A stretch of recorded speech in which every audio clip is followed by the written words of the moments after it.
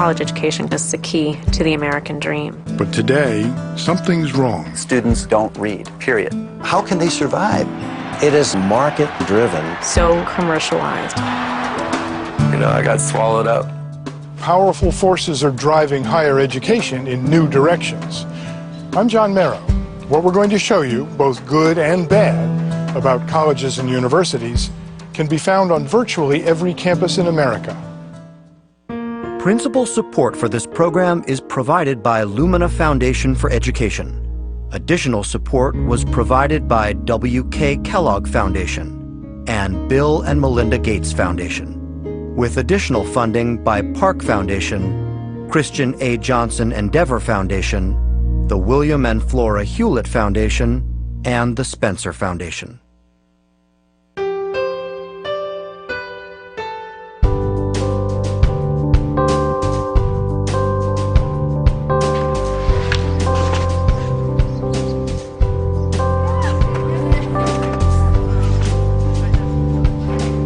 Going off to college, it's a rite of passage for millions every fall.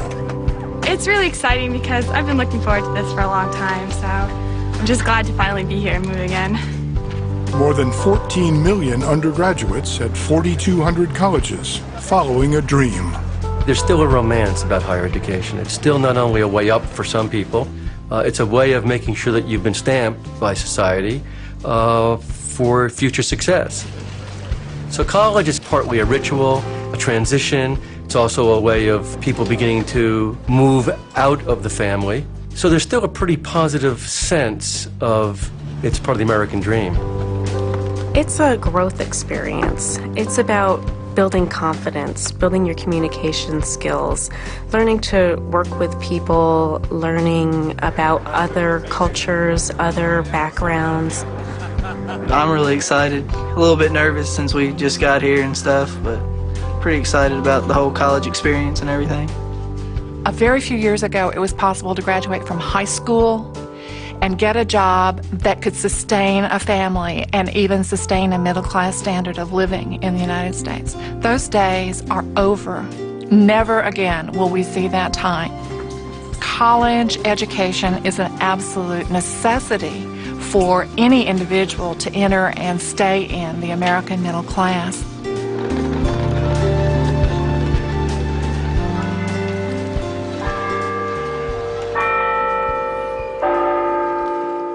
But even with college a necessity, there are warning signs that all is not well in higher education. Drinking has always been a problem on campus, but today 39% of students admit to binge drinking. I was weak. Want more.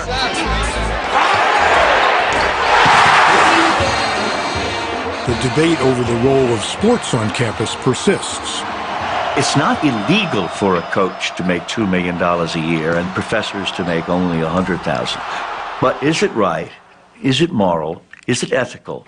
And does it help education? 68% of today's college students are working at least 15 hours a week. 20% hold down full-time jobs while trying to be full-time students. Do you miss class? I frequently do. When you are dead tired, you don't hear that alarm. I don't care how loud it is, you sleep right through it, and that's happened. Does anybody have any comments or questions? 44% of today's college faculty are part-time teachers. This man teaches at 3 colleges. I'm pretty much an assembly line kind of a guy. I wish I could tailor-make my delivery. Can't do it. Too many students, too many classes. And teaching is often not a priority. Clearly, if I want a raise, it's going to be through research. I'm not going to get raises based on quality of teaching, no matter how good that teaching is. Students who start may not finish. On average, almost half of students at 4-year colleges leave without graduating. Most disturbing of all is what's being said about those who do graduate. There's been report after report and commission after commission formed of business leaders who are calling out to higher education and saying, we need to change the system. we're not satisfied with the level of skills that our employees are showing up with. And this has implications for defense. It has implications for competing internationally economically. It has implications for what it means to run local government, for people becoming taxpayers. And yet, other than concerns about costs, the public seems satisfied with higher education. That's because the American public has very little information. We don't really have any information that tells us how good higher education is from the standpoint of student learning. We know kids go to college, we don't know whether they actually learn anything while they're there. We have no idea really what goes on at most colleges and universities. We make huge assumptions that something magical happens in 4 years, but we really don't know.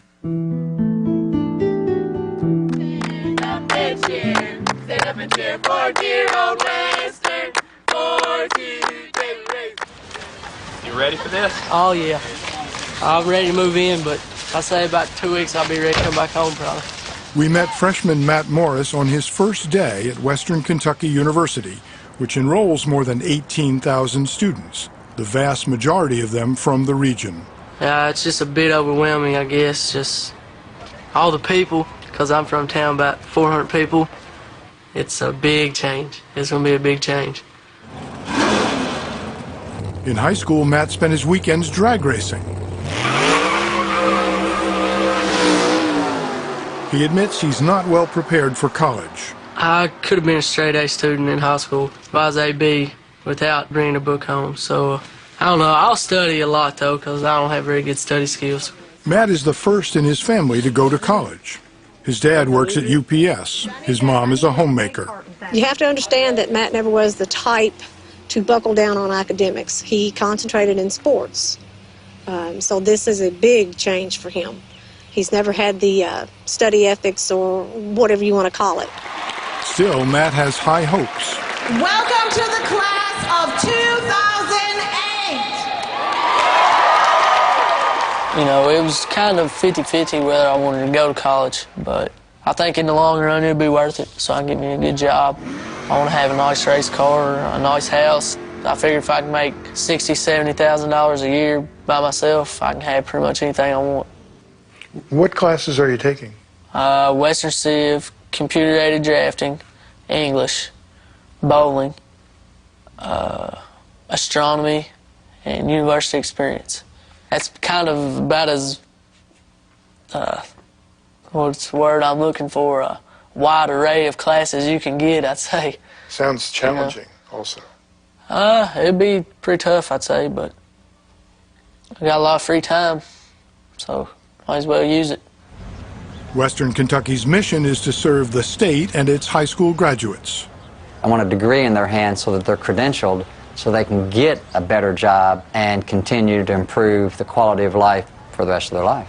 The state invests $75 million a year in this university, and the payoff is a talented workforce, an improved quality of life, and an economy that's being driven by our universities. Most colleges accept at least 3/4 of those who apply. Western Kentucky accepts 93%. That has an impact on the classroom. All right, we're going to continue today with the monetary policy. The professor is Brian Strauss, an award-winning teacher. Now, what if we changed it? What if the Federal Open Market Committee woke up on one day and says, you know what, this 0.1 or 10% reserve requirement, maybe that's too low. I'm here because I enjoy the classroom.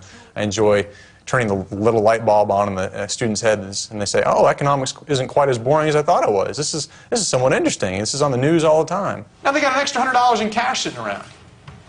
The bank was previously fully loaned out, didn't really want to sit on extra cash. What's it probably going to do with the money now? Yeah, loans are going to increase by $100. Professor Strauss teaches 3 courses with a total of 134 students. His Introduction to Macroeconomics course meets 3 times a week. I've got students in that class who I'm confident would excel at any Ivy League institution, all the way down to students that I'm surprised they let out of high school. To accommodate the range of abilities of his students, Professor Strauss makes the first of a number of small compromises.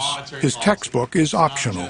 But I call it optional in the sense that I'm not going to ask them questions specifically on the test that come out of the textbook. Anyone got an economist on them? All right. Instead, he assigns 5 articles a week from a magazine, The Economist. Third article is on page 55, Education in Mediocrity. Has to do with Great Britain's educational system. I would like for students to see an issue that we talk about in class, see it in the world, just independently ask questions, bring that back into class, say, hey, what about this? Because I saw this on the news the other day. How does that fit into what we're doing? It doesn't generally happen in my class. I wish it did. When it comes to grading, Strauss makes another compromise. I end up having to have a pretty big curve because the average is about a 55 out of 100. That's the average for the class.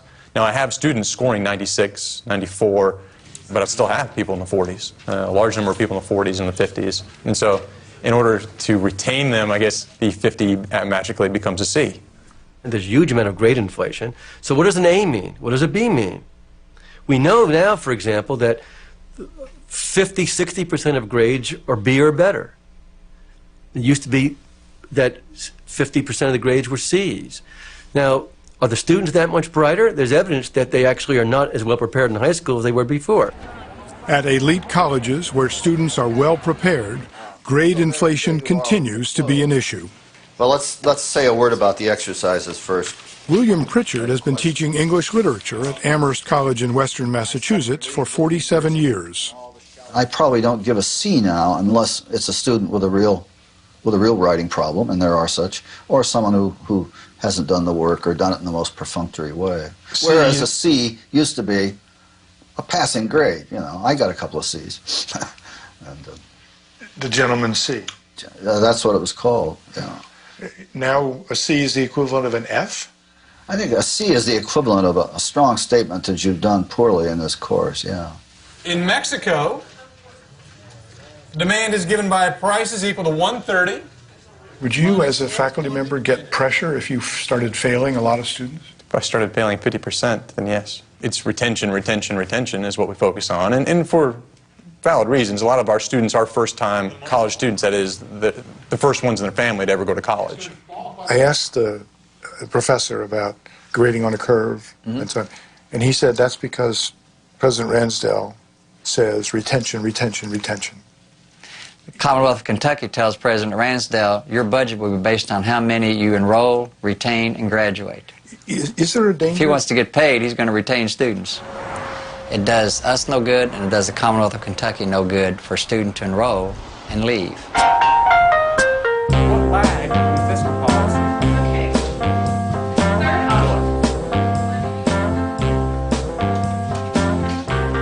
3 weeks into his first semester, freshman Matt Morris is finding the work challenging. Today, he's facing his first test in astronomy. Astronomy test was over like 2 chapters. This is one of them things where you're just like, well, I mean, wish you'd tell us what was on the test, but they don't do it here. In high school, they'll give you a study guide to show you, but no, not for that. Well, I passed my test. Barely. Friggin' 62. But I got 12 points in the extra credit that I can get, so I'm sitting down to work on that, so. Yes, Mom. Passing, barely. Yes, Mother. I'm doing more extra credit. My mom and dad. They don't want me to fail. Yes, Mom. I won't fail. I won't let myself fail. I mean, I know that, but they're just kind of worried that I get up here and goof off and everything. I mean, fire thing. Nationally, about 1 in 4 students does not make it to sophomore year. No one expects to be a casualty, but it does happen. At the age of 18, you think you're top of the world, but you come out and you hit a large campus like the U of A, it was totally different. You know, I got swallowed up. Didn't know where any of my classes were. It was such a large campus, so much expected out of you. It was just a whole new field, new game. Keith Cawood came to the University of Arizona from Enid, Oklahoma. He thought he was ready. I first realized that I didn't have the tools needed for college when I went to my first math class and opened that book and looked at some of those equations, and I just didn't have a clue few other people in the class looked just as dumbfounded as I surely was. Other people, they were chuckling, already had their pencils out, chugging away on these equations. Right, which was what? It also upset Keith that many of his classes were taught by graduate teaching assistants, not professors. Using TAs is a common practice at large universities. TAs were our teachers, so we never actually saw a real professor or anything. These are people 3 or 4 years older than I am, telling me how it's supposed to be. Even more difficult for Keith was trying to find his place in large classes. My classes were huge, 150, 200 people. You know, no one knew if I was there or not. That's probably a legitimate criticism for reasons that are essentially economic. It's the nature of the learning experience in a large research university, public research university, that there have to be efficiencies in educating young people, and they have to have large classrooms for that purpose. The taste buds are actually tucked down. Large classes may make economic sense, but experts say they are not the best way to teach.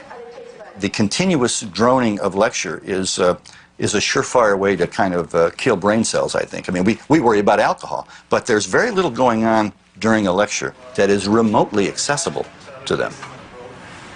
One of the challenges, of course, is that not every youngster is so disciplined that they can sit in an auditorium and really listen to even a brilliant speech, even a brilliant oration by an extraordinary professor. That's hard for them. What the votes are. Big classes, you know, you're just a name on a piece of paper. You know, 200 people, you could sit back there, you could fall asleep. Out of the 430. I wish the college was there to keep a check on you, make sure you don't just get lost in the system or fade out.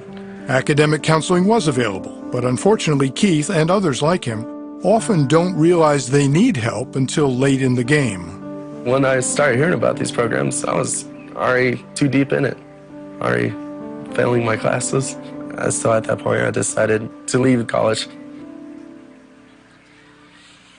Many people drop out not because they're not intelligent enough to succeed, but because they don't have whatever the heck it takes to push themselves through this place, to take the rough hits and somehow survive. The traditional way that the American public has looked at this, and it's documented in public opinion research, is that if you go into a school, a high school, and nobody's learning anything, or practically no one's graduating, that's the school's problem. You say, get me the principal, get me the school board, get me the parents, get me the state, let's put this thing into receivership. If you walk into a college and see the same thing at a 50 or 60% completion rate, you say, what's wrong with these students anyway? We gave them the chance to go to college and they're not making it.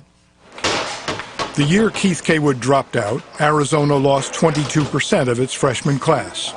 Today, Keith is managing a bar near campus and often pours drinks for former classmates. I felt happy for those friends who have graduated, and but at the same time, I'm happy where I'm at.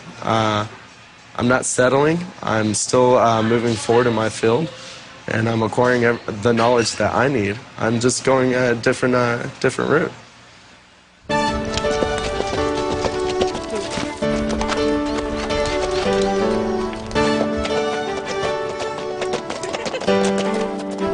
I always knew exactly what I wanted to do. I was independent, I was going to go get it, and I was just going to do amazing things. Brittany Schmidt grew up in the foothills of Tucson, not far from the University of Arizona. She and Keith Cawood were in the same freshman class. I got to this place, and I had one class that was really, really incredible, and I really felt like I was a part of something, and it was really, really nice. But by the middle of freshman year, when her favorite class ended, some of the same obstacles that derailed Keith had her floundering. I had a lecture that had, 150 people in it. I was frustrated because I didn't have anything that really kept me wanting to come to campus. The instructors were more interested in research, and they'd come for an hour or give their lectures, even if it was a good lecture, and then, they leave and do their thing. I wasn't doing badly. The problem was, it just wasn't what I wanted to do because I wasn't being challenged, I wasn't really thinking about things. From there, Brittany's situation only got worse. Eventually, I kind of had this identity crisis. I was just like, I have no idea who I am, what I'm going to do, I don't know what I want to do, and that's really alarming. Brittany made plans to transfer, but before she could, the university's requirement that all students take a wide array of classes landed her in an introductory course in planetary science. Her teacher was Dr. Robert Brown, a team leader on NASA's Cassini mission to Saturn. Brittany didn't really express strong interest in being a scientist. She just expressed interest in wanting to push herself. That quality is rarer than you think. We want to evacuate this portion, so open this valve so we can pull that air through the system that we just put in. What actually happened was I got to spend a lot of time with Dr. Brown asking him questions, and it just really started to change the way I was thinking. One day, Dr. Brown sat me down and said, look, you're independent enough to come in and talk to me about this, to ask questions. You're obviously interested in it. And in my experience, that level of independence is something that does really well in science, and it seems like you really like it. You should really think about giving it a go. Okay. Brittany Schmidt graduated in May 2005 and is going to graduate school at UCLA to study space and planetary physics. Sometimes just a little bit of encouragement makes all the difference. But yes, I'm proud of Brittany, but I don't take much credit for that. That belongs to Brittany. That doesn't belong to me.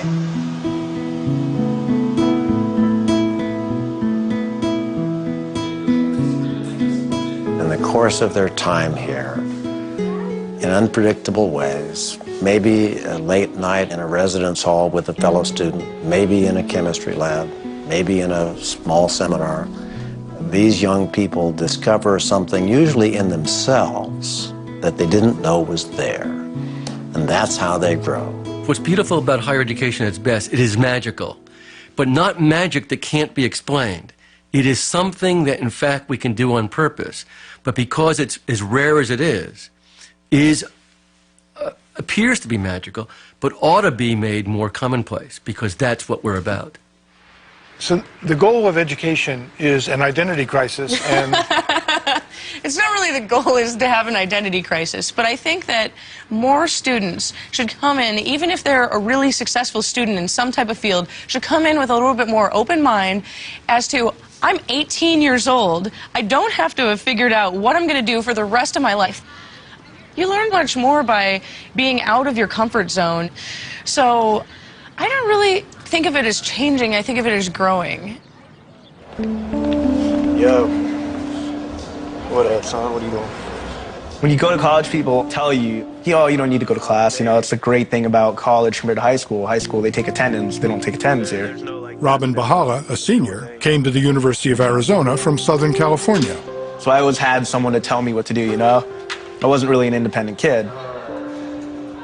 I came out here, I'm like, okay, I'm living on my own. My parents are, 1,000 miles away, 500 miles away.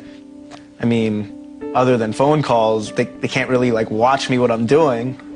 Robin discovered that no one on campus was paying much attention either. No one's gonna stop and be like, okay, this is what you need to do for the rest of the semester to get a good grade. It's not how it is. It's just like, here's what you gotta do. I'm not gonna watch you, turn it in if you want. If you don't turn it in, I don't care. It's just gonna affect your grade at the end. A lot of responsibility. Lots of responsibility. And I wasn't used to it because without someone constantly nagging me to do my homework, I'm not going to do it, So for a long time, I'd wait till the last minute, try and finish everything at the last minute, probably not do too well. My studying habits were just, I didn't have any. I didn't know how to study. Robin quickly figured out what he had to do to get by. Teachers always say, read this and this and this. For every class, you should have a certain amount of readings done. I never do that. Towards the end of the class, I'd start browsing the readings or looking at my notes to see what the teacher said was important from the notes, and then read those parts of the readings. And I usually do fine. I have an 8 to 10 page paper due on Monday, but I'm not really sure what it's got to be on a hardship of slavery, but I think it's got to be a narrative. I'll probably start tomorrow. Tests, I'll study the night before, a couple hours. Towards the end of the class, I start browsing the readings. And lots of teachers give out study reviews and study guides for tests that make it easier, Doing fairly well without much effort, Robin had lots of time to pursue other interests. I'm so wasted already. I'm drunk. How much do you party? I'd say like 4 nights a week. Tuesday, Thursday, Friday, and Saturday. Salud! To a night not worth remembering. Exactly. You party hard. I do party hard. I like to get drunk. Not blackout drunk, but I like to get drunk. It's fun. Damn, I'm hurting. You're more loose. You're able to talk to girls easier. And I like girls, so I mean... And maybe you'll meet girls during the day, but usually when you do meet, the whole purpose is, okay, yeah, we should hang out at night and go drink and do this or go do, you know?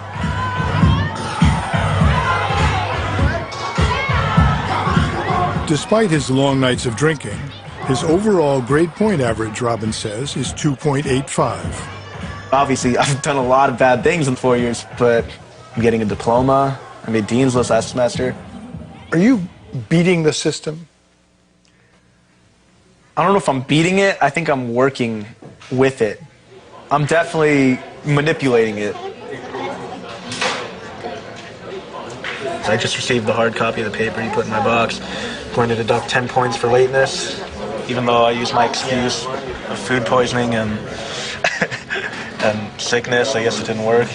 She's really pretty lenient, but I guess she's tired of my both complaints. In some sense, this is a learned set of behaviors. Students may not realize they've learned it or are learning it, but they're being rewarded for it in many ways. Not have to do a lot of work, still get a B. Buy a paper on the internet, not get caught, no big deal. Join a fraternity or not and party 5 days a week, and then brag that being smashed was a wonderful time and I still made it through my class. This is being learned, and they get victimized by it. Robin? The mitigating circumstances? No? No. No, Robin. He presented no mitigators. Let's focus away from... A sizable number of students are enrolled, stay enrolled, and graduate from college having been required to put forth relatively little effort in their studies. You know, they know how the system works. This is particularly true at larger universities where one can be anonymous, essentially. And many students go to large universities for that reason. They want to be anonymous. And so they'll pick large classes, and they tend then to hang together. And so you've got this mass of people kind of sleepwalking, if you will, through college. Ku's organization has surveyed almost 900,000 undergraduates at 1,000 colleges. He says that about 20% of students are drifting through college. A lot of people just try and coast by and don't do the readings, just try and, you know, cheat off the homework, copy their friends. I actually need to study for a test. Or a quiz tomorrow. I think I might just sit next to the smart girl and cheat, because I don't know what to read. Worked last time.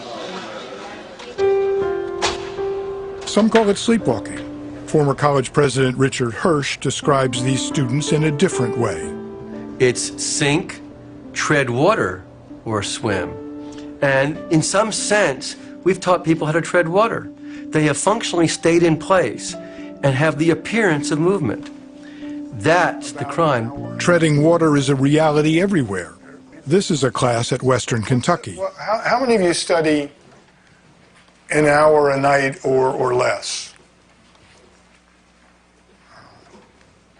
I study an hour in general. I'll just review notes for the day and go on. A lot of my classes right now don't have homework.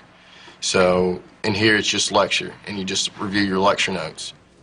Nationally, more than half of students surveyed report they study 15 hours or less a week.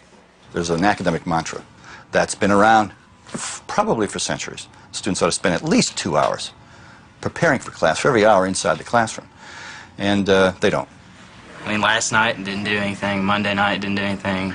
Over the weekend I didn't do any sort of studying. What do you do with the rest of your time? I just hang out with my friends, and I don't have a job or anything. I just do my own thing, kind of thing. And what is your own thing? What is that? I just hang out with my friends, read books, kind of do nothing really. Is that the purpose of college? Well, I get good grades, so it doesn't seem like I don't really need to study that much to get good grades. I mean, what's your GPA? It's like a 3.6-ish. What do you do with your time? I mean, I play sports and work out and stuff, but other than that, that's it. What's your GPA? 3.4. Who are they? How can they survive? Many of them are doing at least passable and sometimes much more than passable work. This is, if it's not higher education's dirty little secret, it ought to be. What's your GPA? A 2.98. Is that okay? It's okay with me. However, if students do get by, now we got a problem with, we're back to this kind of faculty issue. Who's holding this person accountable? What is the standard? All political regimes, that includes the regimes of the Saddam Husseins in this world, are concerned with economic growth, are concerned with redistribution. Paulette Kurzer has been teaching political science at the University of Arizona for 11 years. Her Introduction to Comparative Politics class has 225 students. Any flaw in this? No. Zero flaws. The only thing that matters here is politics with a capital P. Do you like teaching? Yeah, I like teaching. Of course, I like teaching. I like my work. Ah, you should know. You don't know? But Professor Kurzer is unhappy with her students. It's not the World Bank. That's for development countries. They know nothing. When it comes to geography, there's... Oh, no. Oh, it doesn't matter. I give them quizzes, but I don't grade them. So I ask them, how many people live in India? Now remember, this is after they were supposed to read the chapter on India, okay? Remember. So I get back 14 million, 20 million, 30 million, 2 billion. Did you read for today? No, of course not. Did not read, but he still thinks it's unfortunate. You see, if you had read it, you would have understood that we already covered a lot of that material. Every lecture asks them if they've done the reading. 220 students, maybe 5 will say they've done the reading. They don't, and they're not even embarrassed to admit they haven't done the reading. You have office hours. Do students come see you? Never. Never? Well, no. I should correct myself. I probably have seen 3 students. All 3 of them came with a piece of paper that I had to sign because they were withdrawing from the course after the official drop-out period. So that was the first and the last time I saw them. Those are the only students I've seen. Paulette Kurzer's political science class meets 3 times a week, twice for her lectures, and once in small discussion groups led by teaching assistants. What does this mean, and why do they need the confidence of Parliament? You have no idea how hard we have to work, that is me and my 3 graduate students, in having a discussion in the discussion sections. What are some things that might not be so desirable about this system of government? It's a discussion section. There's no lecture there. And they just sit there. They sit. How many of you did the reading for this discussion class? So 2.5. Why? The class is just easy for me. I did the reading on the last, all I did last test was read. I didn't go to the lectures at all, and I got a 90 on the test, so. Yeah, sometimes you have other things to do in the week. You have other tests to study for, and you have so many other classes. Of course you have other classes, but you do have this class too. So, you know, as far as I'm concerned, this is just as important as other classes, and it really doesn't take that much time to read 2 or 3 questions. You know, the year is winding down, so. It's early April. We only have like a month left of school, like 3 weeks. Are you disappointed? You know, by now I'm just blasé. I just take it for granted that most students don't read and don't do their work.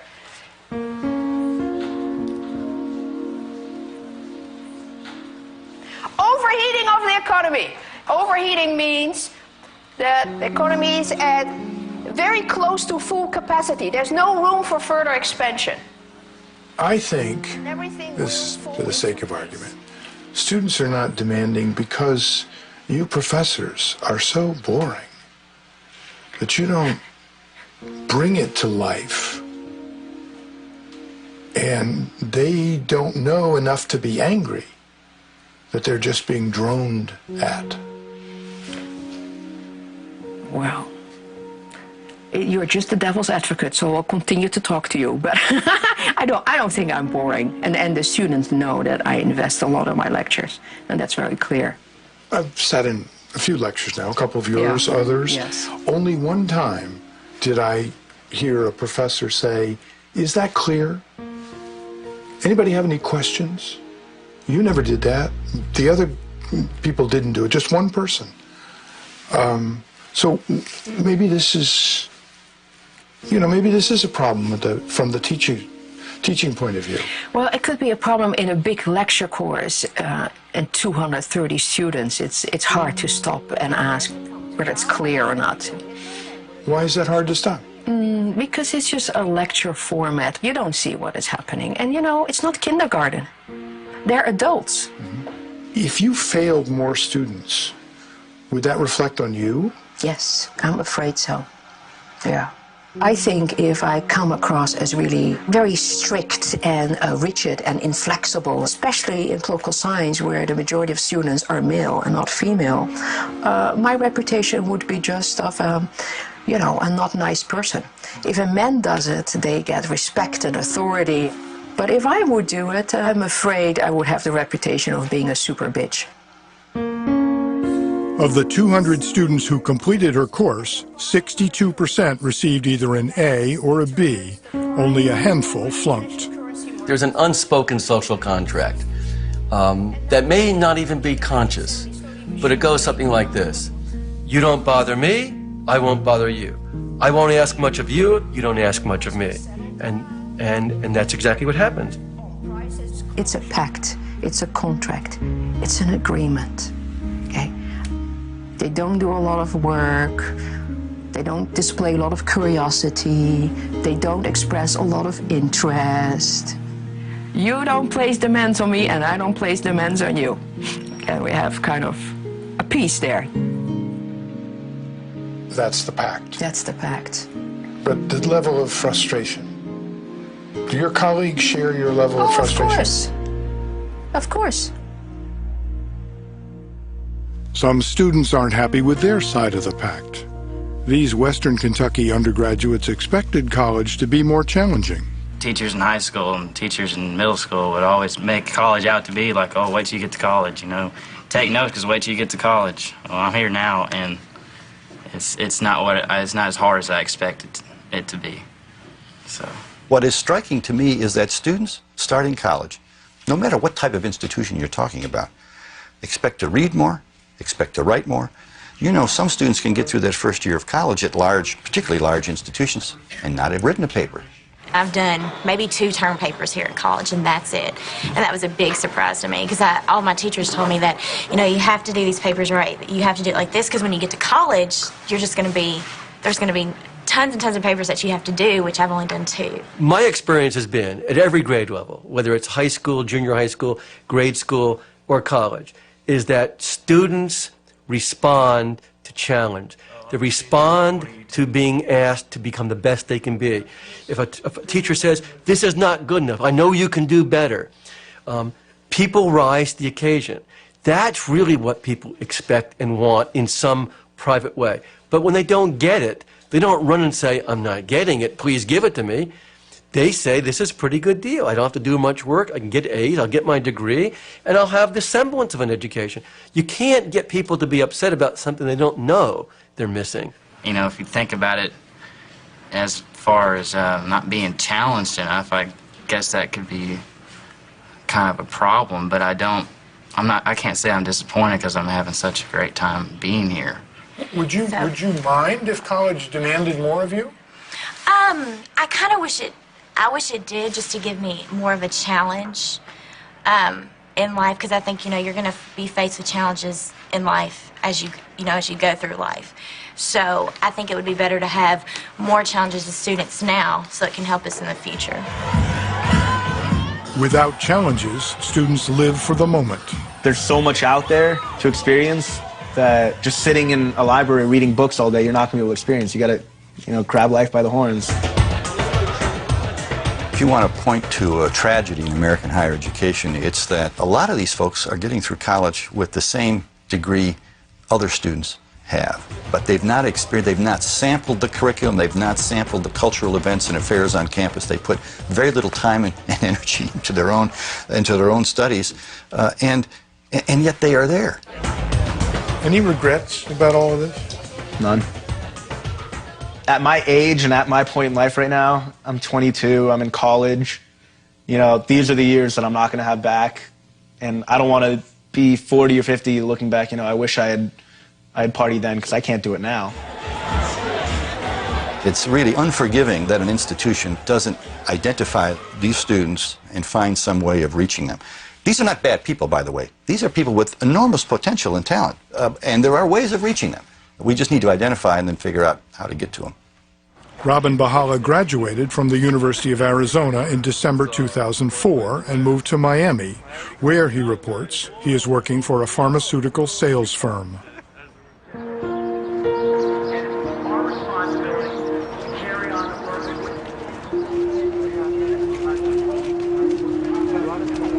Today we're going to talk about clusters of galaxies, or galaxy clusters.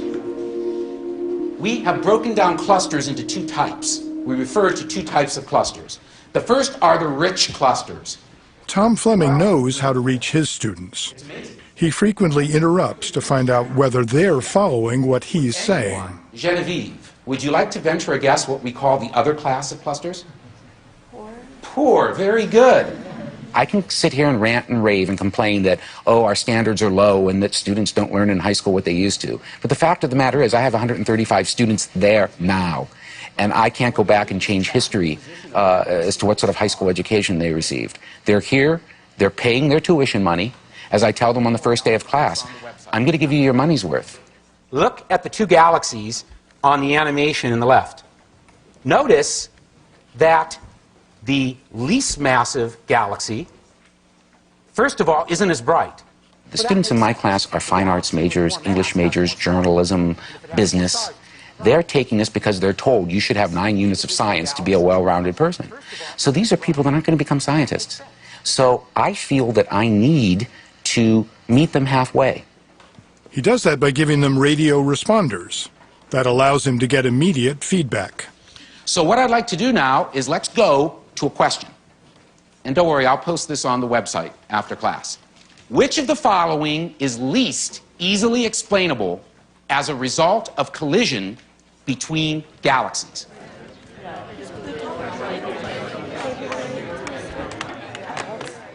Has everyone answered?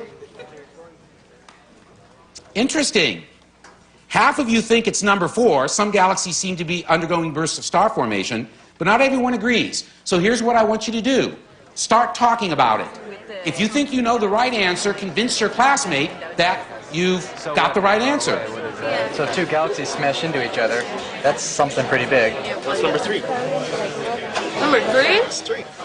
The goal in my class is for them to learn how to solve problems. You know, there's some people saying, oh, well, you're just, you know, putting a happy face on the class, making it a circus or something that's fun. Well, you know, I do subscribe to the Mary Poppins principle. A spoonful of sugar does help the medicine go down. But don't for a minute think that I have lowered the standards of my class or that I am not getting the students to think critically. Are we ready to try again? Let's see how many people changed their mind. And this time, the correct answer will be highlighted in red. I changed mine at the last second. That's sweet. At least more of you got to the right answer. Let me just give you a brief explanation. Here's a person who has figured out how to marshal not only the technological resources, but the teaching resources to transform a sleepy, potentially sleepy, disengaged, uninterested group of students into an active, almost an active seminar that you wouldn't think could occur with more than 15 or 20. Here's another 2 galaxies that collided millions of years ago. And you can see that this looks a lot like our models. There's those little tails. What is so encouraging is it's not like Oz. It's not done behind the curtain. It's not done with smoke and mirrors. you can see what he's doing, and you look at it and you say, I could do that. In fact, Tom Fleming learned to do that. When he began teaching in 1996, his classes looked very different. I just lectured, and they sat passively by and took notes, and then I gave them exams. And I assigned homework, and I'd have office hours where they could come in and ask questions about the homework. Were you trained as a teacher? No, not at all. Not at all. I was trained as a research scientist. All of my colleagues in the astronomy department are trained that way. Tom Fleming learned how to teach here. He got a week of teacher training and a free laptop computer. All right, so did you get a chance to talk with each other about this particular scenario? So what did you come up with? It gave me a chance to meet instructors from the Fine Arts College, from humanities, from social science, and when I started to learn about some of the techniques they used and how I could use my laptop to implement some of those, I decided to experiment with it. And of course, I'm a scientist and I'm a guy. I like toys. I like to play with technology. And so for me, it was fun to try new gadgets in class. And I found that I was getting a greater response from the students. 2/3 of Fleming's students report they study at least 2 hours a night. What's some of your observations and what do you all think? According to the university, nearly 35% of the faculty have come to the teaching center this year, either for advice or training, but participation is voluntary. I have faculty call or privately share with me, it's tough, and I would really like to do or come to your workshop, but I don't have time, I can't, and I'm in the middle of a research project I've got to do. And some faculty have even shared with me, they'll say, now you know, Kathleen, that's not where the rewards are. Even though the University of Arizona paid for Tom Fleming's training and now pays him to teach other professors his techniques, he is not being considered for the ultimate reward, a lifetime job. In higher education, that's called tenure. Are you on the tenure track? No, I'm not. I am specifically paid to do this job by my department. Would you like to be on a tenure track? If you had asked me that question 5 years ago, I'd say yes. But as I see how things have evolved here for myself personally, I think I would say actually no. For me, the bottom line is the students. I seriously want them to have the best educational experience that is possible. Back at Western Kentucky, Brian Strauss wants the best for his students too, but he also wants tenure. He will be judged on his teaching, his service to the academic community, and his research. The teaching requirement is somewhat ambiguous. The community service is somewhat ambiguous as to what they want, but the research is pretty well spelled out. You will have, at a minimum, 3 peer-reviewed journals or articles published, or you will be fired at the end of 6 years. There is a lot of pressure from the administration to engage in more research. Clearly, if I want a raise, it's going to be through research. I'm going to do research if I want more money. I'm not going to get raises based on quality of teaching, no matter how good that teaching is. It's going to be, am I getting the articles published? I need to find, in the United States, the price, quantity demanded, quantity supplied. It was instilled upon me by other faculty that essay exams were not the way to go. Scarce resources. As an economist, I understand scarce resources. I can't publish and spend all my life grading essays. And so Brian compromises. In his introductory class, he does not assign a term paper, and his exams are mostly multiple choice, true, false, and fill-in-the-blank questions.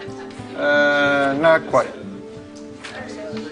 Well, here, I'll put the answers on the board so that you can practice for the final exam. If you have them do a lot of writing, you ask them for a 3-page or 4-page essay once a week. You do the arithmetic. Well, are you going to be able to set the bar as high as you'd like to if you're getting 200 papers a week to grade? And so what ends up happening is you end up asking less from your students, and they in turn expect less in the way of feedback, correction, help with style, etc. So those all 6 parts at the answer, I would want to know that for the final exam next Thursday. We need to elevate the status of teaching. We need to recognize that one of the most important things that our colleges and universities do is to teach students and to ensure that faculty are rewarded for being good teachers instead of being driven to publish, publish, publish, or not get tenure. Because the result is that faculty don't feel like they have the time or the privilege of spending time on teaching. You have 30 seconds. Give me 3 specific ways the Federal Reserve can lower the money supply. In January 2006, Brian Strauss will find out if he has earned tenure. What do you think your chances are? I think my chances are really good as long as I have my minimum 3 publications. And they are 0 if I do not get my publications in.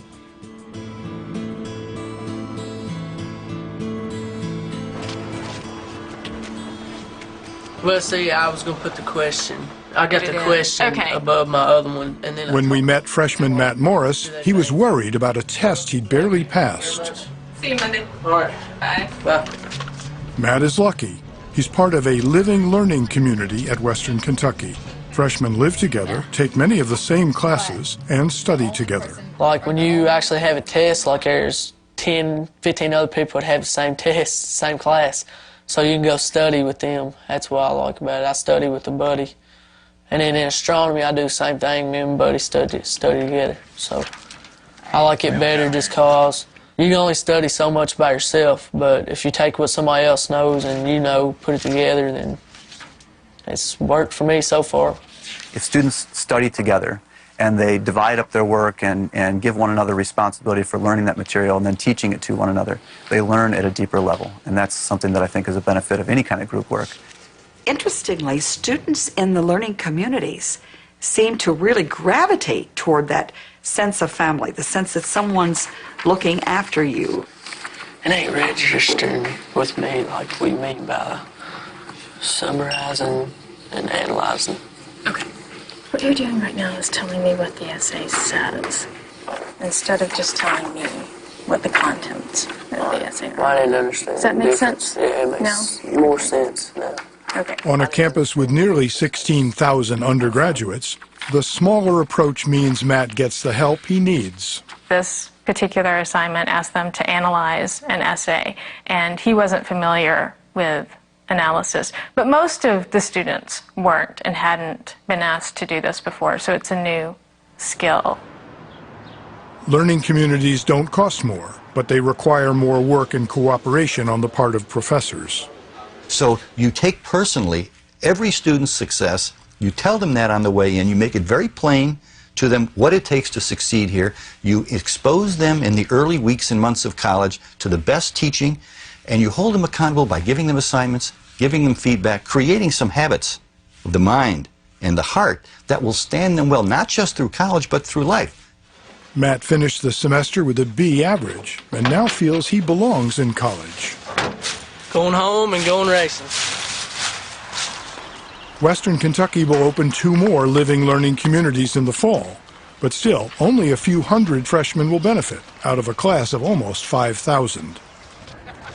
Many colleges and universities are experimenting with learning communities, but they're still fringe activities. Many are offering to help professors learn how to teach, but that training is entirely voluntary. The problem is, we're sort of fond of innovations as long as they stay on the margins of our institutions, as long as they don't threaten the mainstream of the way we do our work.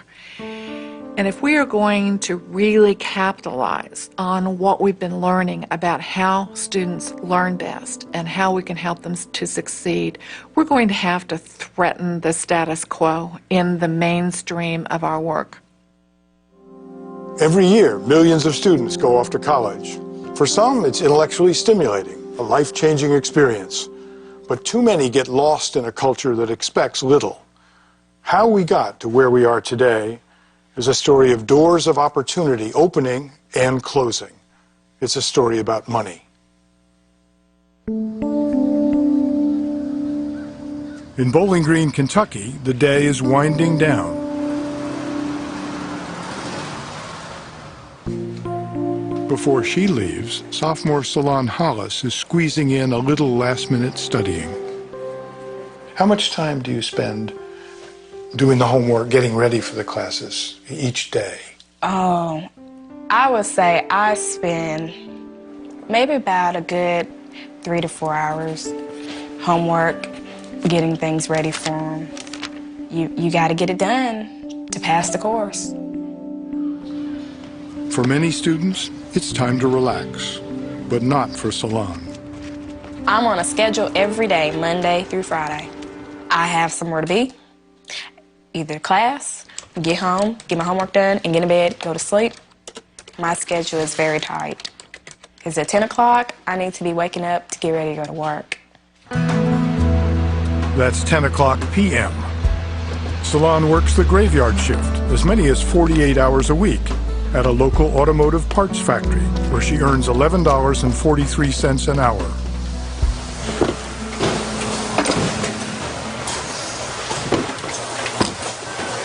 What I'm doing is putting it in a bracket on the air filter. And then I put it in the machine and I hit the little lever. And what it does, the laser, it marks the part with a confirmation mark. And put it in the box.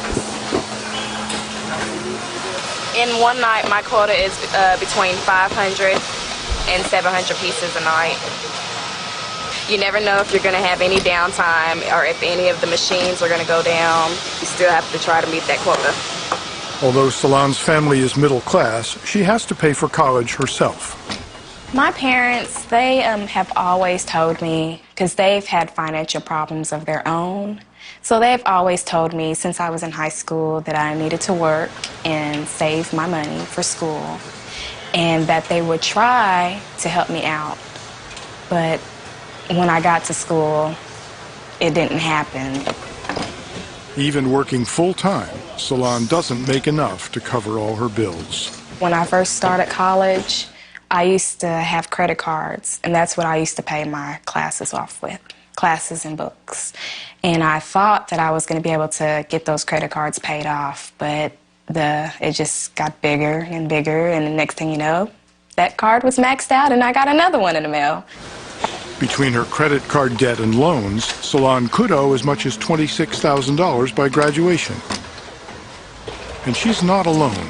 For 65% of American college students, going into debt is the new reality. It hasn't always been this way.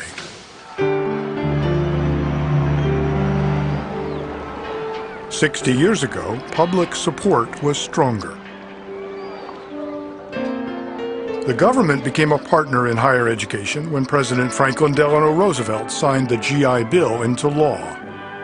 The GI Bill was invented in post-World War II America as a way of dealing with large numbers of returning GIs and basically keeping them off the unemployment rolls, to get them off the streets and off of unemployment, and therefore back into college was one way to do that. There never was such a mass movement towards higher education.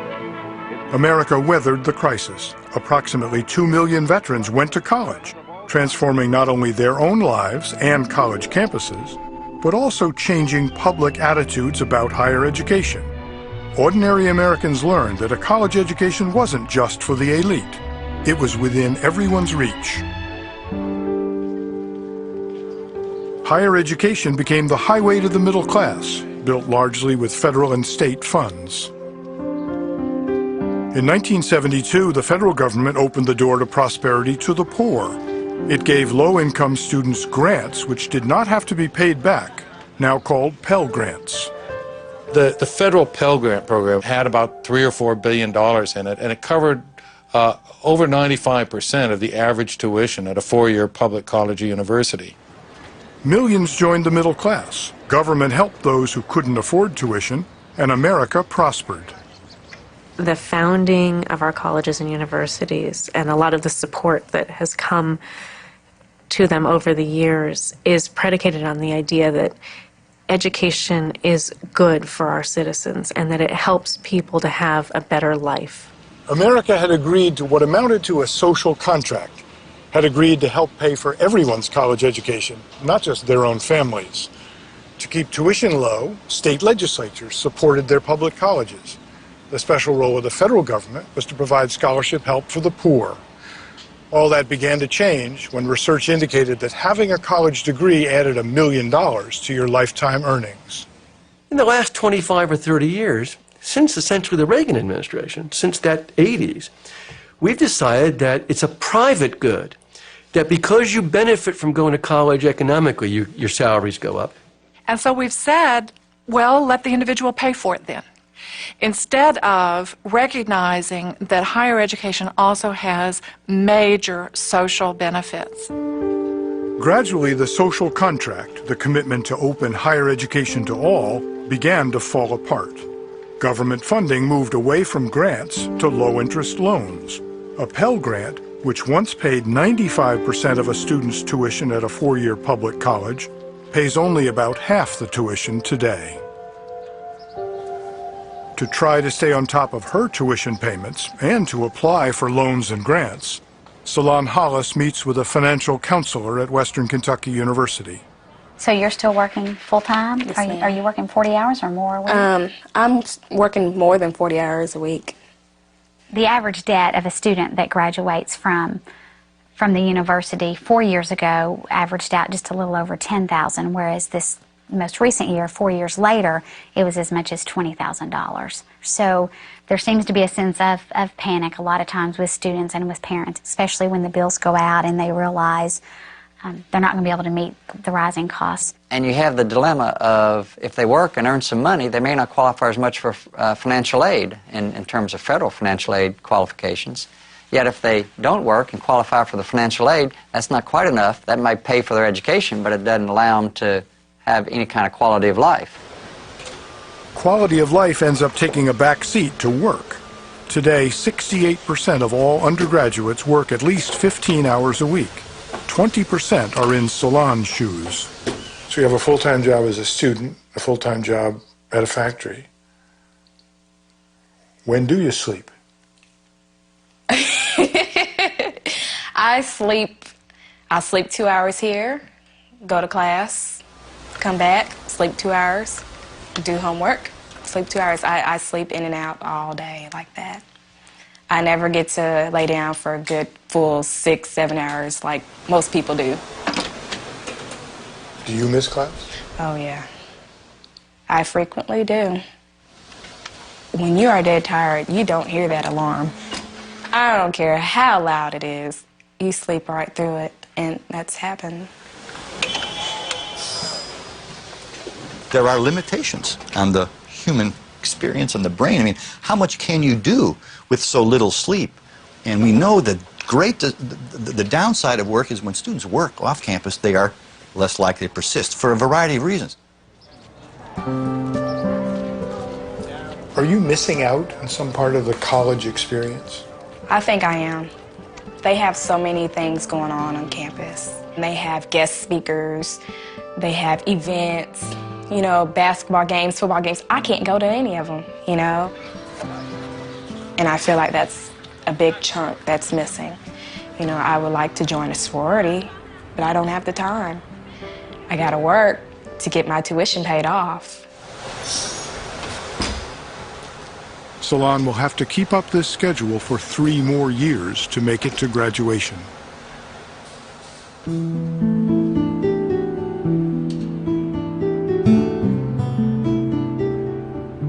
For a fortunate few, money is not a concern. Jason Merrow had many advantages growing up and has used them well. He's having a very different kind of college experience. He's studying physics. I really just enjoy the logical puzzle of taking problems from step to step to step. And then when you finally arrive at the answer, you really feel a sense of accomplishment. A straight A student who scored in the 98th percentile on the SAT, Jason was offered a full scholarship to a top public university in his state, but he turned it down to attend a private college, Amherst, in western Massachusetts, where his education costs $40,000 a year. When you think about the money that you put into an Amherst college degree over 4 years, it's a staggering economic investment. Not many people get the opportunity to have this type of education and this type of environment. Only about 3% of students, 400,000 out of 14 million, attend the most selective colleges and universities, which turn down at least 2/3 of those who apply. Jason's college, Amherst, with only 1,600 students and a $1 billion endowment, can afford to focus on teaching and learning. One of the great benefits of a college of this size is you cannot be invisible. A faculty-student ratio of 9-to-1 or 8-to-1 means that the faculty knows who you are. Do they actually overlap? Yeah, they do, right there. They do there, but they're going in different directions. Right, so it doesn't really make any difference. Do you know professors outside of class? Yeah, especially in the physics department. I know the professors pretty well. What does a student get for $40,000? The two things I think that you would get out of this place above all else is being surrounded by extraordinary peers and being taught very, very well by teachers who not only teach well, but who are involved in their own scholarship. Okay, Daniel, you're the governor of California, let's say. One of the things that is a privilege for me is the opportunity to teach an environment in which I can get to know the students, and the students know that I'm committed to them. I still think there should be more like facts and evidence to support. You want more evidence? Yeah. My challenge in the classroom is to get my students to think and to think hard. Kevin, does that strike you as a plausible argument? What they know is less important than their capacity to think, to envision, to see beyond the horizon of what their views now are. Professors are well qualified and well paid. The average full professor earns $113,000 for teaching 4 classes a year. More well-adjusted children. Jason Merrow is majoring in physics, but the liberal arts curriculum encourages him to explore new subjects like music and drawing. That's what a college education is about. It's about just expanding your horizons as much as possible while you have the chance. Amherst could fill the college with students like Jason, qualified applicants whose families can afford to pay $40,000 a year, but it chooses not to. Amherst College looks for students who come from privilege and from lack of privilege, because we believe that is part of our responsibility as an educational institution with the quality and the resources that we have. When Jason enrolled at Amherst, he picked one of the few colleges with the money and the commitment to uphold the social contract. Last year, Amherst gave out $21 million in financial aid, helping half of its students. The average amount of financial aid was $28,000. One of the recipients, T. Patterson from New York City.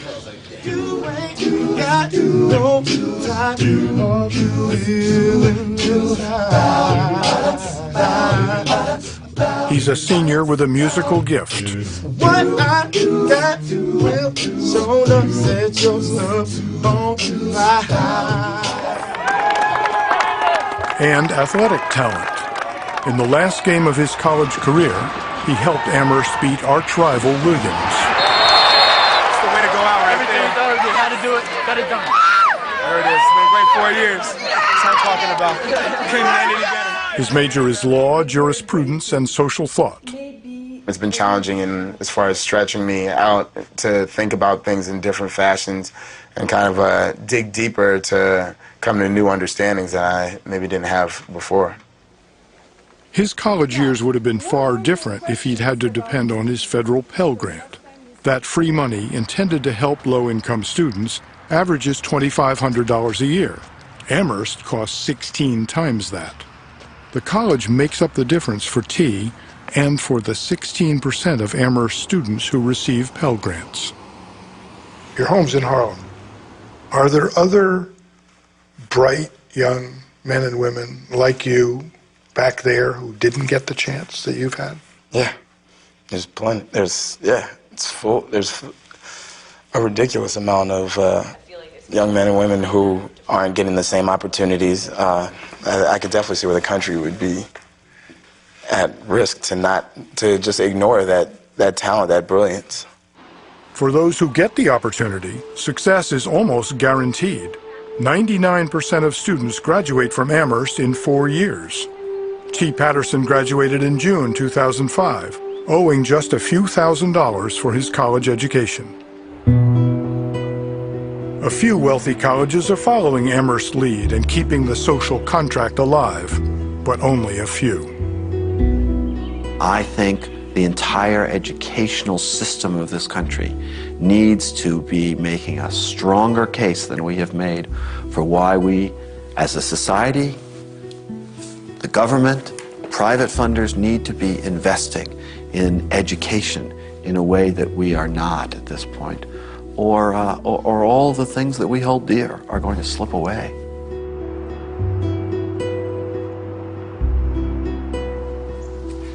Where were you accepted? NYU, which was such a dream. I was dancing that day, floating in air, you know. You feel really proud because that's what you set out to do. It was my goal since I was 15. Adriana Villalba saw New York University, a selective, highly regarded private institution, as her chance at a top-flight education. Her family moved to Denver from Mexico when she was 11, and her parents talked often about college. They both push for it, constantly telling us why we have to, why we have to have a college degree. Why is it important for us? Adriana excelled in high school. By the time I was done freshman year English, I was way above, anyone's expectations. I was correcting my English teacher. But when she was accepted at NYU, reality set in. Why didn't you go? Well, to ask my parents to pay such a high tuition just didn't seem fair. Adriana's parents make enough money to raise her and her 3 sisters, but not enough to pay $40,000 a year for 4 years. We're not rich. I can't ask them to take out so much money just to pay for my education. You hear all these counselors tell you all the time, there's so much money out there, you have to go and apply for these things. And they did offer me some money for, a scholarship, and it really wasn't what I was expecting. Priced out of the top tier, Adriana enrolled at her local 2-year community college, where tuition is only $2,500 a year. Nearly half of all undergraduates go to community colleges. So here are the prisoners, kept underground for their entire lives. I wonder, do you ever sort of wake up in the middle of the night feeling sad that, NYU is one of the best universities in the United States. It's an awesome school. And here you are at Community College of Denver. Are you ever sad about that? I do look back at it and just think, man, I worked really hard for that. And that just kind of, left my hand really, really fast. But, I just figured I'm just going to take this as just an experience and try to make the best out of it. When he goes outside and sees them, does he know that these are the illusions that they have on the wall? It starts to dawn the minute he sees the copy. Who knows, maybe NYU will look back. Maybe they'll say, oh yeah, that's that one girl. Let's get her back. But this time pay for it. Or at least help her out. For Adriana, community college offered the best opportunity to save money. Many of her classmates have no other choice. If you're low income and you go to college, you're more likely to be at a community college or maybe a regional state college, but most likely at a community college. So we didn't invent the American higher education system. Have some kinds of colleges for people based on their money. It's supposed to be based on their talent, but it's more and more turning into that kind of a system. What is it? A Bronco football. It's a Bronco football? Yeah. I love it. When she was 14, Deborah Stake dropped out of high school and had a baby. I always wanted to go back to school, and I dreamed of having a degree, but it just wasn't in the books for me right then at that time. I had to work. I had to provide for my boys and make sure that that was taken care of, and I didn't have the option. All right, well, take your shoes off. We can get your jammies on now. For 10 years, Deborah, now 29 years old, with 4 sons, has been working in daycare to support her family. She makes $10 an hour. I'm ready to go out. I'm ready to go out. In this field, it's a decent wage. It's not anything to brag about, which is why I'm going to school. There you go, honey. You all done? I have all the experience and the knowledge and the background, but without the degree, I don't get the higher pay rate. Last fall, she started college, but it's a struggle. Working part-time, she makes only $250 a week. Even with a Pell Grant, a rent subsidy, and a loan, she has barely enough money to afford community college. Community colleges provide America's open door to higher education opportunity. They are open admissions places where anyone who is willing to work can find a way towards their educational goals. Deborah wants a degree in early childhood education and is taking courses in remedial math, sociology, and English. But in general, what you want to do with a conclusion is a rhetorical sense that it's over. College really wasn't a part of my growing up. I mean, I know that my mom probably thought that it was important and she sent us to school every day, but it really wasn't emphasized. It really wasn't, we never really saw how important it was growing up. You can accomplish it how? Saying in conclusion and then writing the letter. That's a way to do it. In conclusion of work. My English stuff is a little bit challenging. I want to be the best in that class, so that's what makes it more challenging. Is my goal is I want to be the best. I want to be the best.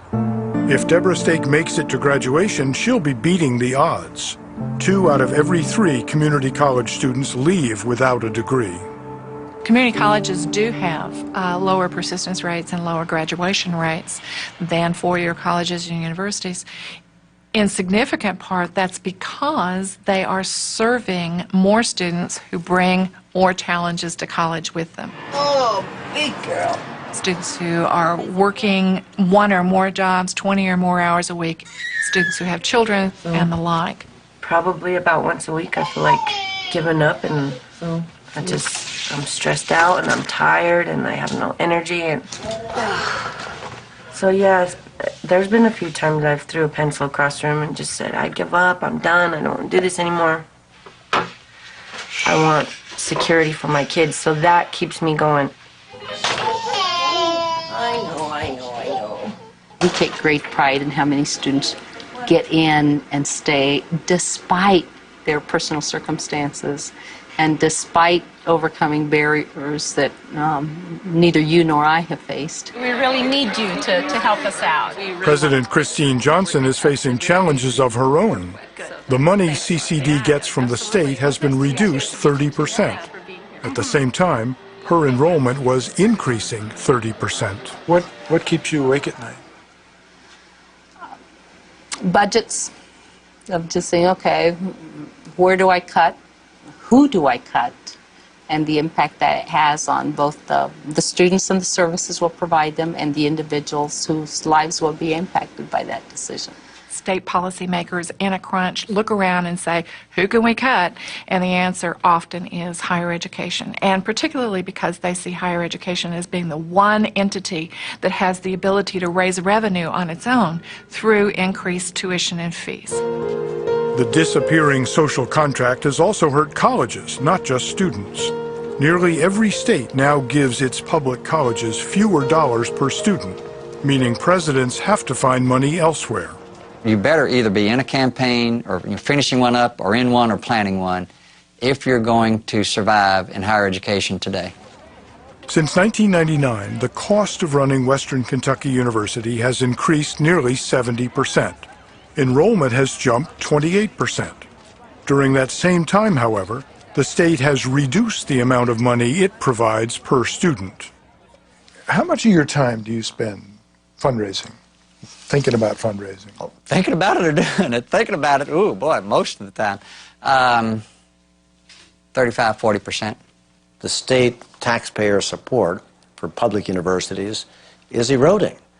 That creates financial stress that we all understand, and we just manage it. We just deal with it the best we can. The Arizona legislature has cut Peter Liken's budget nearly $50 million in 4 years. Today, less than 30% of the university's annual budget comes from the state. In order to compete successfully, you have to be able to raise gift money, and we've raised over $1 billion in this recent campaign. It will be on your exam. While the presidents are out looking for more support, colleges are tightening their purse strings to try to balance their budgets. Are you well paid? No, no, no. My pay is a source of great discontent. Great, yeah. What's your salary?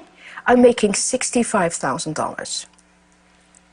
Tenured professor? Full professor. Subsequently, factories started to lay off people, right? Because they have huge inventories. When we met Paulette Kurzer, she told us her unhappiness about her salary was affecting her performance. Do you ever say to yourself, I'm the professor, I am going to go the extra mile to help these students become better writers and thinkers? No, no, no. No, you can put it on the tape. No. Why? No. Why should I? I'm making $65,000. If not you, who? I don't see it as my task in life to give them the skills that they should have been taught years ago. I cannot do it. First of all, I cannot do it. How am I going to do it? How do you want me to turn them into better writers? I'm a political scientist. I'm not a writing composition expert. But why should I? Today I make somewhere around $29,000, $30,000 a year, which is about the same amount I was making 20 years ago as a full-time college professor. All set. Colleges and universities also try to balance their budgets by hiring part-time teachers. Bob Gibson is helping balance 3 budgets. Hi, everybody. I teach at this stage in my life as many as 11 courses every semester. Today we're going to talk about feminism. Gibson teaches philosophy. This semester he has 280 students in 9 classes at 3 colleges in the Denver metropolitan area. That was unimaginable to me when I began my career, when a normal load was 4 courses. This is not really the goal of a theory that is a feminist theory. Many of Gibson's classes are at Community College of Denver, where part-timers do most of the teaching. It's a way of both managing costs and discontinuing programs that are, say, low enrollment programs. If we offer something and there isn't much demand and it was a part-time person, then we just say, we don't need you this next semester. In order to build an ethical theory, you have to have goals and objectives. But I don't like that. I don't like that we have 2/3 of our faculty who are part-time. I'm going to spend most of today with concerning feminist approach to ethics.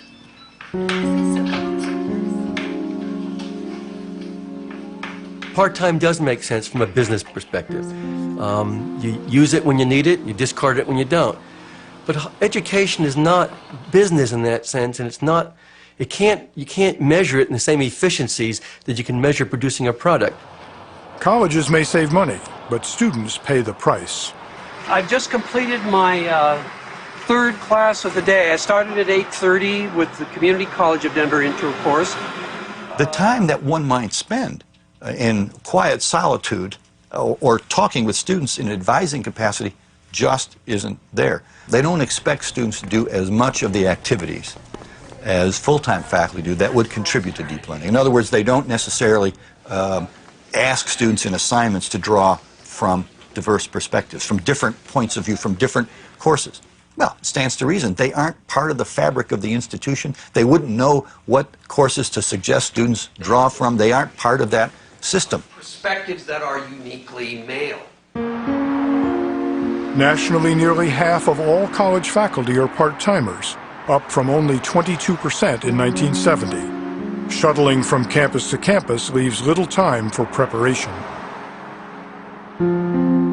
I'm pretty much an assembly line kind of a guy. The last theory is a feminist critique of ethical theory. Students, I hope, don't realize this, but they learn pretty much the same kinds of things that students in other sections are learning, at other schools are learning, because they're using the same texts. They take the same exams. Do you see the assumption? So I wish I could tailor-make my delivery and my tools for each class, for each student. Can't do it. Too many students, too many classes. And too little money to allow 63-year-old Gibson any thoughts of retirement. I'm still on the bottom of the barrel after virtually 40 years in the profession. Something's wrong here. I probably will be working till the end. You should have a good idea of what consent way to make a good ethical choice. I don't think anyone really knows what's happened to education in the United States. Everybody wants their family members to be college educated, but no one seems to be able or willing to pay the price.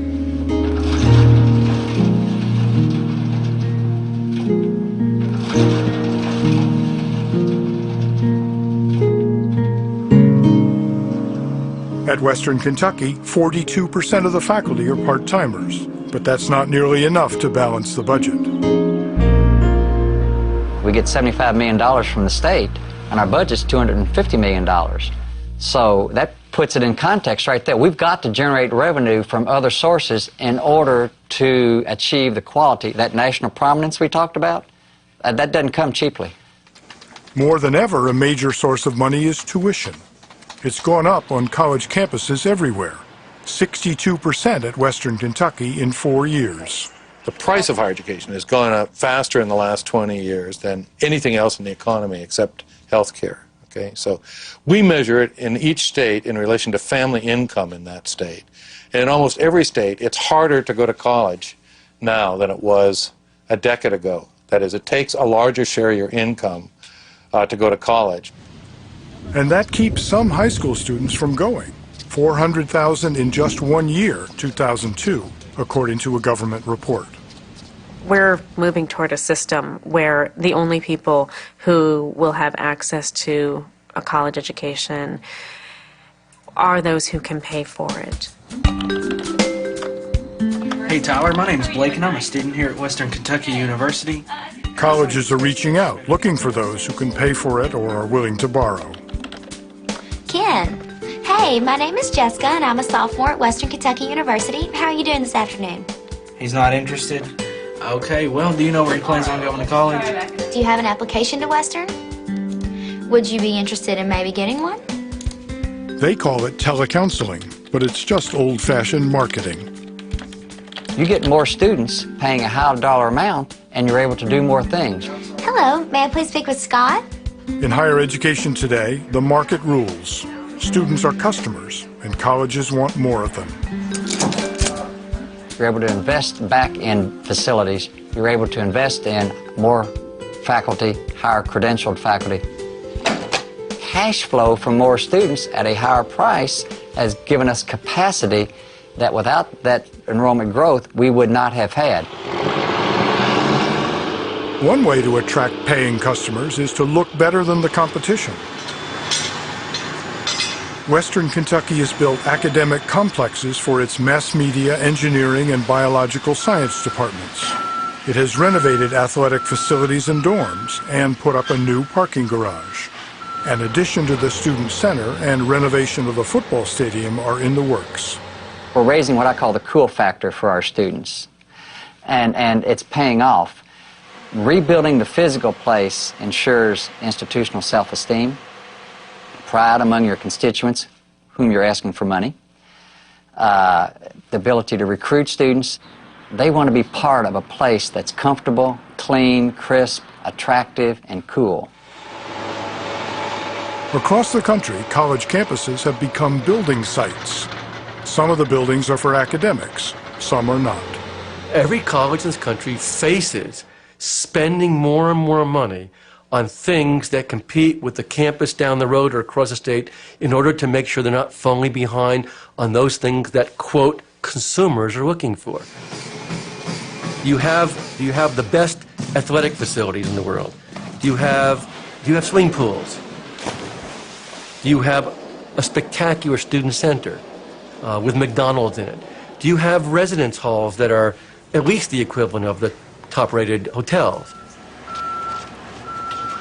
It's become an arms race. So you have to have what everybody else has. And what everybody else has may or may have anything to do with whether it's good for education. You can look at decisions made on campuses to build new gymnasiums and understand why college leaders are making the choices they're making. The pressures are very real, and the pressures are coming from students, from parents, from alumni, from trustees, from state lawmakers.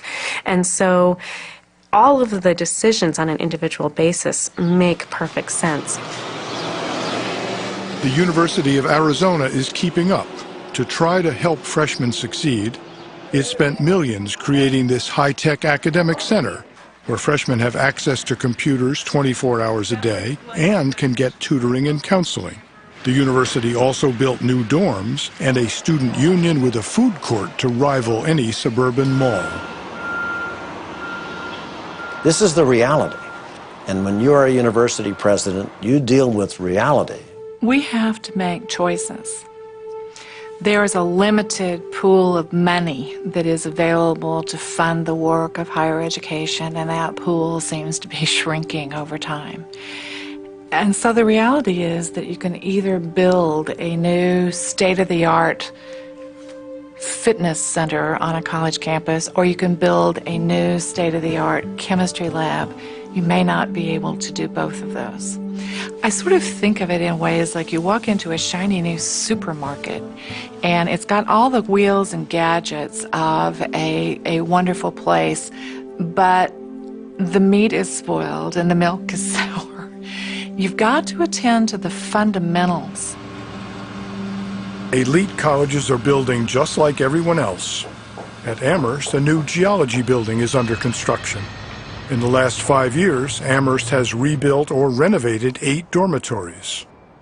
This multi-million-dollar sports center opened in 1999. Well, I can tell you that it's on the tour, that, you know, when people come to campus to see the campus, this is one of the things that they see. It's part of the culture now. And so everyone is looking for a place where they can go and be comfortable and work out. And so I think that that is a tool for recruiting here. It's an arms race, though. It's an arms race, sure it is. And we're going to compete in that arms race, and we're going to win in that arms race. Another way colleges attract tuition-paying students is by building up their academic reputations in the pages of popular guides like this one. We help people get the information they need to make smart choices. You know, knowledge is power. Millions use these publications to help them choose the right college. We say, using our criteria, here are the schools that did the best, the second best, the third best, all the way down. And I think that's very legitimate. I think it's helpful to people. Schools are ranked on SAT scores, alumni giving, student-teacher ratios, and graduation rates, among other factors. Do you think those rankings measure the quality of a college? I think academically, absolutely. But there's no measure of student learning. It's true. Nobody really has come up with a successful measure of what students are actually learning in the classroom. I mean, it's sort of the holy grail of higher education and accountability. There's no evidence out there at the moment, objectively speaking, that measures students in terms of what they've learned. Can you imagine, for 200 years we've had a system in higher education in which we essentially rank schools on what goes in and not what goes out? I think for that you have to blame the colleges, not U.S. News. They're not printing inaccurate information, but they've driven the entire system of higher education like a group of lemmings over the cliff on this issue, and it reflects one of the Achilles heel of American higher education, I think, which is that we tend not to distinguish very well between quality and prestige. Flawed or not, ranking magazines are bestsellers, and colleges have figured out ways to climb. When you get a U.S. News and World Report that ranks colleges heavily by how selective they are and what their average SAT score is, you're going to then start saying, why not buy students who are going to make us look good? It's an enormously competitive environment. And Most institutions, the Ivies are the rare exception, most institutions put money on the table to attract really bright kids. They came knocking on your door. They did. The Arizona schools and the schools in Oklahoma did that. It's a good time to be a student like Kara Munson, who is from Deming, Washington. Because of her strong academic record and high standardized test scores, the University of Arizona offered her a 4-year full scholarship worth $78,000. Her roommate, Claire Braun, got a free ride and more. This year, beyond tuition, I got, I think, like $9,000 over the 2 semesters, and a big chunk of that was taken out for room and board, but I got to keep all the rest, and that's what I'm using to travel abroad next year. You're making money going to college? Yes, I'm making a profit off of coming here. Claire and Kara, who were National Merit finalists in high school, were offered what's known as merit aid to entice them to enroll. Their package came with other perks. You get to live in the honors dorm. That's, I don't know, I love living in Basically, the I've honors met all dorm. my friends as an honors dorm. I'm so glad that I'm a part of the honors community.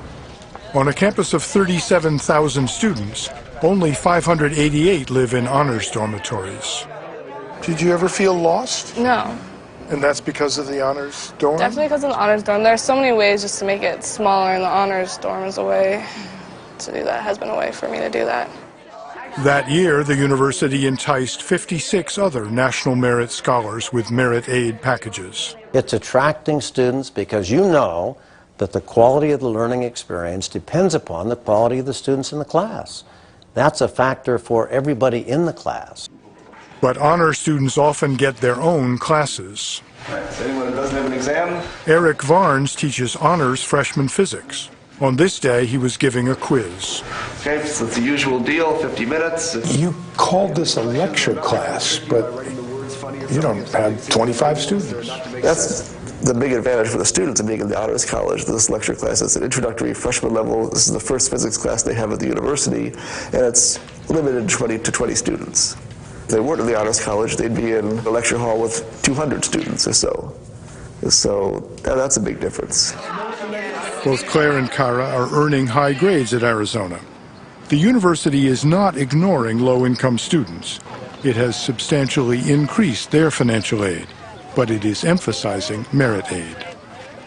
It's using financial aid to get the kind of freshman class that you want, using it to meet the institution's goals to create an image of itself as highly prestigious. Merit-based aid buys them, but they're going to go somewhere.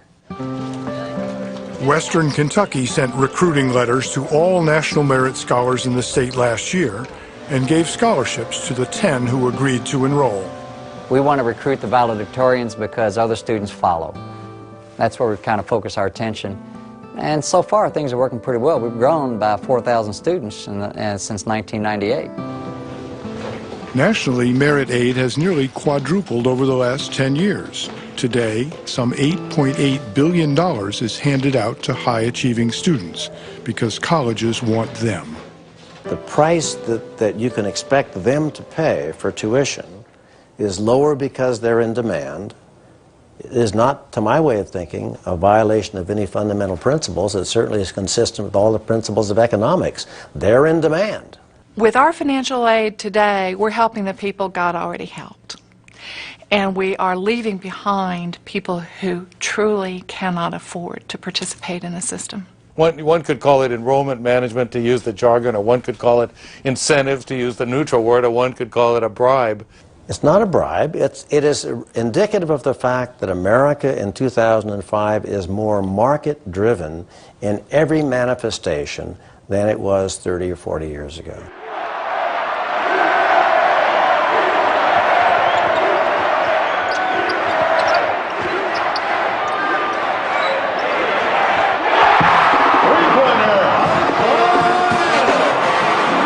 Nowhere are market forces in plainer sight than in the world of big-time college sports. Sold-out arenas, lucrative TV contracts, corporate sponsorships, and prestige money can't buy are all part of the game. When you have a good sports team, people know your name's out there. There's so many schools in this nation that get no recognition because they don't have good sports teams. I mean, you never even heard of half of them. To score big, you need to sign the best student athletes. That's a whole other competition.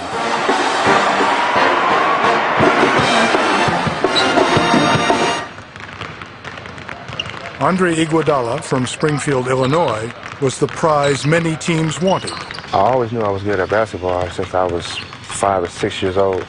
How many colleges wanted you to come play basketball for them? It was probably about 40 to 50 letters a day from different colleges. Lute Olson, one of the most successful coaches in college basketball, won the competition for Andre and signed him for the University of Arizona. Coach Olson, this Hall of Fame coach. I guess we all think that if we put in the hard work and listen to Coach Olson, then maybe our dream will be fulfilled in playing professional basketball somewhere. Arizona gave Andre a full athletic scholarship, worth about $20,000 a year. From the first time he stepped on campus, the business deal was clear. The reason why I'm here is to play basketball. If we didn't play basketball, we wouldn't be here, and that's just the reality you have to face. But you say that. The reason I'm at Arizona is to play basketball. Does anybody say, hey, wait a minute, aren't you here to get an education? And that's also true, but if I didn't play basketball, I would not be here. Divide your time. How much is basketball and how much is academic?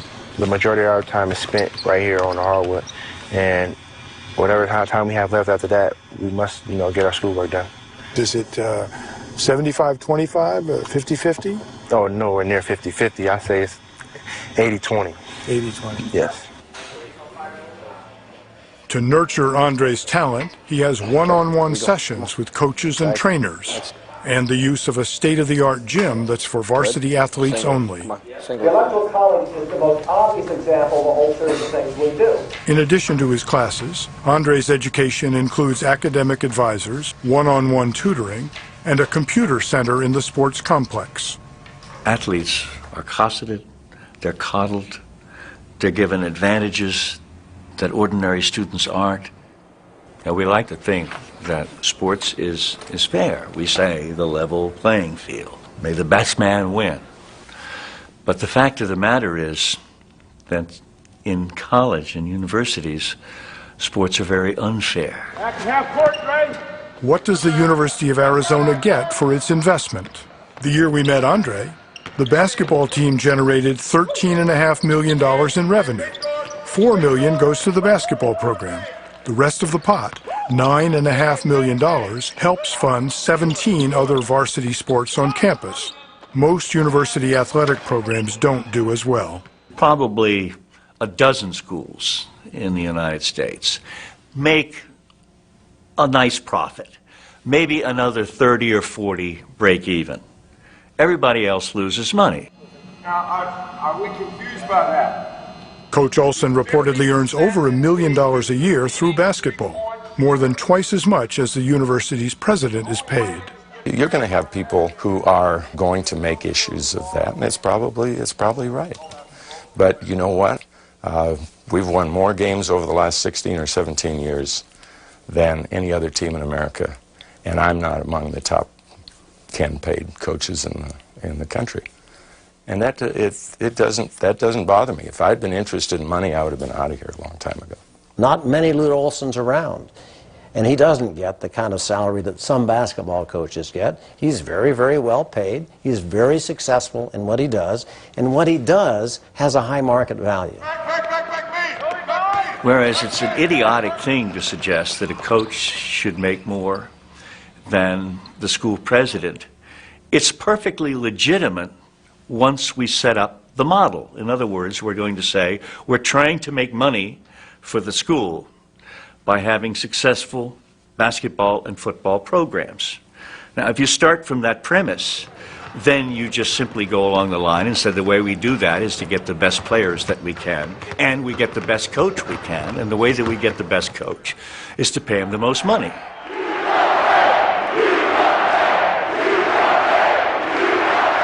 Despite his success on the court, Coach Olson understands it's a business. I know in basketball, that if all of a sudden we weren't filling the arena here, I wouldn't have a job. I don't care if I'm in the Hall of Fame or anything else. By finding and developing major talents like Andre Iguodala, Arizona can continue its streak of profitable seasons. Do you ever say to yourself, hey, wait a minute, they're using me to fill these seats? I think you can think like that. You know, I don't. And you think they're making so much money off of you. Like, my jersey is in the bookstore. You know, they're selling for $60 a piece. I'm not getting a piece of that, and it's making money off me. But I'm in a position where I'm playing for one of the best colleges in America. My coaches have told me I have the ability to play professionally, and they've had 20-some-odd players in the NBA before, so they know who's good enough and who's not to play. And I'm pretty sure that I have the chance to get there. So it's a fair deal? I don't think it's an exact fair deal, but that's the way that's the best way you can look at it, and you just have to move on and just deal with it. Shortly after that interview, sophomore Andre Iguodala walked off the University of Arizona court for the last time. He dropped out of school and headed for the NBA draft. In the last 10 years, more than twice as many scholarship players at the University of Arizona have been drafted into the NBA as have earned diplomas. What does this have to do with the purposes of a university? Nothing. It has nothing whatsoever to do with education. Athletics are a goiter on the educational system, which is very, very visible, but absolutely serves no purpose educationally. But Coach Olson believes sports provides a business model for higher education. I think what you're seeing right now is what the wave of the future is. It's the realization that you have to have commercial backing for not just athletics, but for business, for the science department, for all of the other departments. The University of Arizona's contract with Nike is worth about $1 million a year. $350,000 of that goes to Coach Olson. Athletics is one of the areas of higher education that's already gone too far. It's become so commercialized that now it's about corporate sponsorship, it's about winning teams, it's about selling jerseys, and we've lost something important in our athletic system. And it's a good example of where we could go with the entire system. I think it's sort of like sticking our head in the sand to say that, you know, we're going to be able to exist without the support of outside groups. Already 30% of the university's entire budget comes from outside contracts with private companies and government agencies. It's unreasonable and unrealistic to think that colleges and universities shouldn't partner with the private sector. They should. I think it's good for society to have those partnerships. But like anything, you want to think very carefully about how you structure that relationship. There's a lot at risk. We're moving toward a system that doesn't function for the public anymore. The bargain Andre struck paid off. Following the draft, he signed a 4-year, $9 million contract with the Philadelphia 76ers. We'll have people say, well, he should stay and get his degree. Right. I'm looking at a student in business, let's say, and let's say IBM comes in and offers him a $15 million contract. He's going to say, no, wait, now I need to stay here and get my degree, and then I'll come. If it works out, I'll come and work for you. It's totally unrealistic.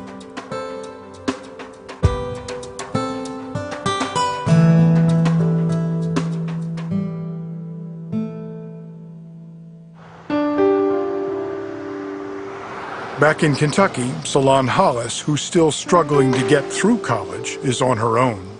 She's making $11.43 an hour working the night shift and going to Western Kentucky University during the day. If it weren't for me going to school, then I'll probably have to work here for the rest of my life. And some people have been here for a long time. I don't want to do that. I cannot wait to the day that I give my badge back to Franklin Precision Industries and I get out there in the business world with my business suit and, like I said, my office, my secretary. I want it all like that, you know. That's how I picture myself. Salon's shift ends as the sun rises. tired. I just want to sleep now, but I know I can't because I got to study for class. Are you under pressure? I am under pressure. I feel as though if I don't get things done, I'm going to fail. You know, just because you work, the teachers don't cut you any slack at all. So it's stressful, very stressful. Salon's juggling act collapsed in the spring of 2005. Exhausted, she transferred to community college. She joins people for whom community college represents the best and often the last chance at achieving the American dream. Okay, Claudia, this is $150. Thank you. By working part-time and living at home, Adriana Villalba has nearly earned her 2-year degree and will graduate debt-free. She hopes to continue at a 4-year college. Deborah Stake's school year was more difficult. She got married and her housing subsidy was reduced, but her husband's income wasn't enough to make up the difference. Strapped for money, just 3 weeks before the end of the second semester, Deborah dropped 3 classes and went back to work full-time. She hopes to save enough money in the summer to return to CCD in the fall. The loss of the social contract hurts the poorest students and the poorest institutions the most. Community colleges, the place of last resort for many, have been forced to turn away students, over 200,000 in just 2 states, California and Florida. It's not right. America has always been about opportunity and promise and hope, and that was the agreement between generations, and that was the agreement from the previous generation to our generation, and it's the promise we owe this next generation. Are you saying we're breaking it? We're breaking it.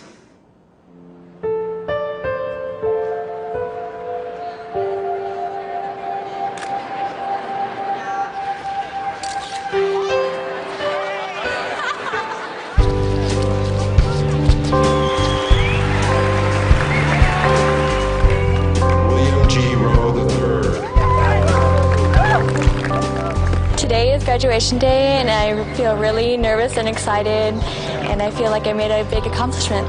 I'm looking forward to becoming a part of society, actually having a working job and making an actual income, and not having to focus on 2 things: a student and a job. I'm a first-generation, 4th-year graduate from my family, so I had a lot to live up to, and I'm happy that I accomplished it. Look good, kiddo. Michael Joseph Hanlon. Even as college students take the walk across the stage that transforms them into college graduates, Adam Ambus Harper. There are troubling statistics that cannot be ignored. About half of those who start college never make it to graduation, and many who do leave college heavily in debt. I'm very in debt, about $40,000. Let it be known. Did they get the education they paid for? How can we make sure they do? How do we open the doors for hundreds of thousands who've been left out and help those who are struggling to stay in? How do we reward good teaching? Miracle Arm Crew. And how much time do we have? I feel anxious. I feel excited. I feel like I have an open range in front of me. The system is at great risk, and we don't have the liberty of waiting to see what happens. We have to stop now. We have to have this conversation now about what does society need from higher education. I worry that 10 or 20 years from now, we'll look back and be amazed by what was lost. Higher education is about the future. And it is the way in which we travel to the future in terms of being prepared, or it's the way in which we fail the future. All you have to do to really understand this is to read that fine print in the bottom of your mutual fund prospectus where it says past performance is no guarantee of future results. And you will know what our challenge and predicament is in higher education today. We spent 2 years on college campuses, and what we saw is disturbing. The future does not look bright. The country needs a renewed social contract so that anyone with talent and determination can go to college. And colleges need to pay more attention to teaching and learning. We don't have much time, because while American higher education is declining, much of the industrialized world is moving up fast.